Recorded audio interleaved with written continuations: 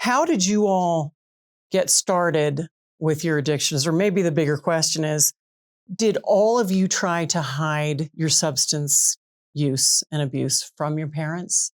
Yeah, without a doubt. In my family, like substance use is like a really big no-no. I have two parents that are in sobriety and in recovery. My substance use started though after like I saw my dad fall off of a path of recovery. That kind of like cosign and green light. Oh, I can start using now. Yeah, my substance abuse really took off junior year of high school. I started drinking and smoking pot, and it was basically, I thought at the time self-medication because my dad had been going through and getting caught and arrested and all of that. And that was the way I coped, and it worked for a time. And did you hide it from your parents? I did. Or did they know? My mom kind of knows. She would like come down the basement and be like, there's leaves burning somewhere. And I'm like, yes, there are. Really? In fact, she did not? No, she's very naive. So that's how my dad got away with it for a while. And so she kind of maybe buried her head in the sand a bit. But like I was always the good kid, like doing great in school. And so like once she knew I started drinking, she like didn't know what to do with it. Definitely had to hide it as much as I possibly could.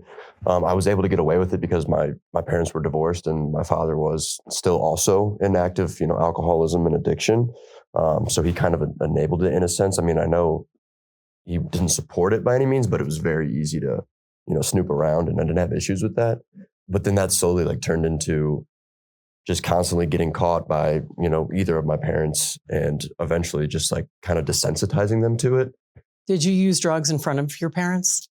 My father a couple times when he was really intoxicated, never my mother. And when you were using drugs in front of your dad while he was intoxicated, was he like, that's fine? I mean, what was definitely like a sense of like disappointment that I could, see from him, but he's at the same time, it was almost like helplessness of like, I don't know what to do here. Yeah. Because of him also being, struggling with substances, that he almost felt like a hypocrite. That was kind of our dynamic of like, he would get me in trouble and I said, well, you do all this, so why does it even matter? And that way I was able to kind of manipulate the situation. Yeah. So my parents would allow me to smoke weed in the house. When I actually think that like my addiction took off, I was in college out here. I was 1,000 miles away from home. And my biggest fear was them finding out that I was doing heroin. So my whole goal was to stay in school to get good grades and then to graduate college and get a job in finance. And they would never find out. They did find out, and they, showed, I don't know how they found out. I used to call my mom because I would miss class and I'd freak out about failing a test or, feeling like I wasn't doing well. And she picked up on that, and they showed up at my door with an interventionist actually. And I just flipped him off and shut the door on him and didn't talk to him for a few months, and finished college. So. And you kept using. And I kept using. Yep. Kept doing heroin. Did any of you really want to tell your parents what was going on, but were afraid to?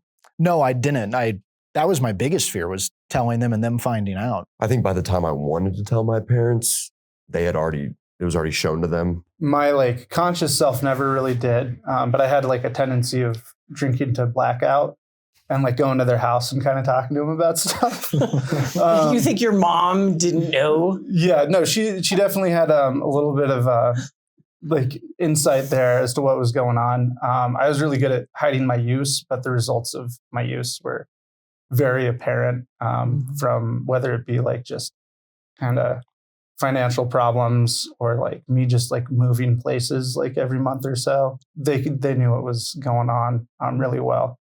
I did try to hide it from my mom. I had this sense that I didn't want to be a disappointment. Like I didn't want to be my father. She dealt with her brother being an alcoholic and him being an addict, and I just didn't want to let her down.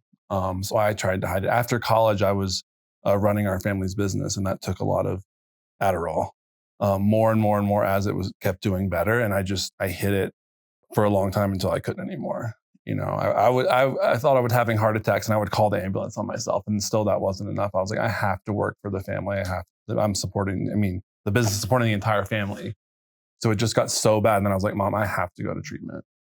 And her reaction when you said, I have to go to treatment? She was like, I know. Did any of your parents think it's a phase, he will grow out of it, he'll be fine?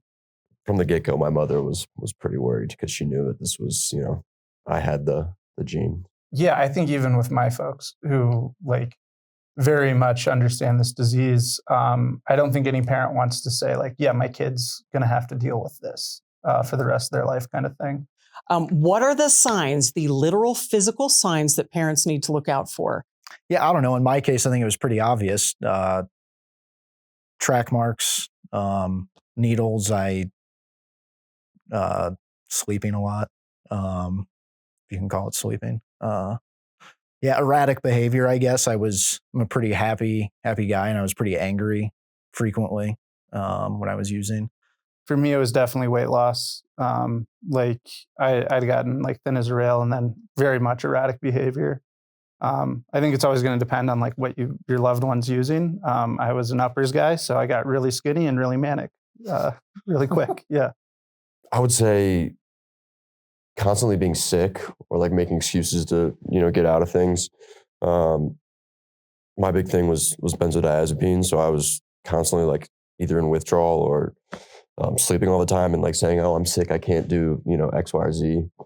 And also staying up all hours of the night, just having just kind of living like a vampire. I think in general, just from a general mental health perspective, I think a change in like a dramatic change in like their interests or what they're doing. So say a child is really into soccer one season, next season, I don't want to play soccer. I'm really into school, suddenly I'm getting C's. It's like, okay, what's going on? It may not be a substance thing, but it may be a mental health thing that can be addressed before substances are used by the child to like self-medicate, which happened in my case. Did any of your parents go into your rooms to look for stuff while you were at school? All the time. Yeah. Tell me about what that was like. I just had to get more sneaky, essentially. Did they tell you that they were looking in your room? Or did you come? No, they would usually, they had found a couple things, at different times. And they would show me and say, we went through your room. Here's what we found. And then your response was? Resentment, anger, like, throwing a tantrum essentially and saying, give me it back. Just going into defense mode. Oh, it's not that bad. I'm fine. All the other kids are doing it. Yeah, I mean, I lived with my parents for maybe a total of 4 months while I was actively using it. My mom went crazy when I was living with her. I mean, she was searching every inch of the house constantly for needles, for heroin, for whatever. I'd leave to go get food and I'd come home and she'd be, in the guest bedroom or in like the workout room. She'd be somewhere like searching on her hands and knees, hands and knees looking. Yeah. I don't know what. And she always found stuff and she would, confront me, but it didn't do anything. Didn't do anything. The confronting didn't do anything. Yeah. Interesting. Do you think parents should be able to go through their kids' rooms? I believe so. House, yeah. Yeah. I definitely think so. As like substances get more and more dangerous, kids are buying like, they don't even know what they're buying. It could be laced with fentanyl and then it's just in the house. Yeah. So I definitely think parents should. All 4 of you were in agreement on that. Yes, parents should go in their kids' rooms and look. Yeah, their cars too. Like the cars too. That's good advice. I feel like my family had like a canine unit or something because they'd find the stuff that I had in the wheel well. Like it was just ridiculous. Well, your mom's in the bit. I'm sure she knew where to look. Patrol. Definitely. Right. Yeah. Should they be able to check emails, social media accounts? I think if they're paying for the phone, yeah. I mean, I know that was an issue with like me. I try to have all these excuses of why I could, use in my house or do whatever. And it all came down to they're the ones supporting me and I'm living under their roof. What it came down to was my dad saying, if you want to do this, I'm not going to support you. You can't live here. So then did you leave? Yeah, for a little bit. You took off? Yeah. I mean, a couple weeks, but. Where'd you go? Friends' houses. Yeah. And then what happened after a couple of weeks where you didn't have everything you needed? You didn't have your creature comforts and a nice roof over your head and this, that, and the other thing. I came back home with my, tail between my legs, begging to go to treatment. I think like in the family relationship, there should definitely be a line that parents know. Like, when do I start doing this? Because I think the lack of trust within like an addict brain, and especially like within an early addict brain, that invasion begins to exacerbate. It kind of like builds that resentment factor that really fueled a lot of my use in drinking. To the original question, I think parents have to be very careful, because if they're at the point where they're wanting to search their child's phone or whatever, that means that the communication is probably already strained. And I just think it's so important to keep that line of communication between child and parent open. So when the child does have a problem with substances, or maybe he's feeling depressed, or maybe he's feeling suicidal, like they have someone to go to. And also, if the parent checks the phone or the social media, like the child is communicating with their friends. It's a new way that kids communicate. It used to be in person, now it's over the phone. Those, are to a certain extent, our private conversations. Like they need people outside of the family that they can reach out to if they need help. You know what I mean? So making them feel unsafe communicating with their friends can just cause them to not communicate with anyone. No, I think 100%, like, especially with like an adolescent, go for it. Search the room. Yes. In like the current time, yeah, like search your kid's room.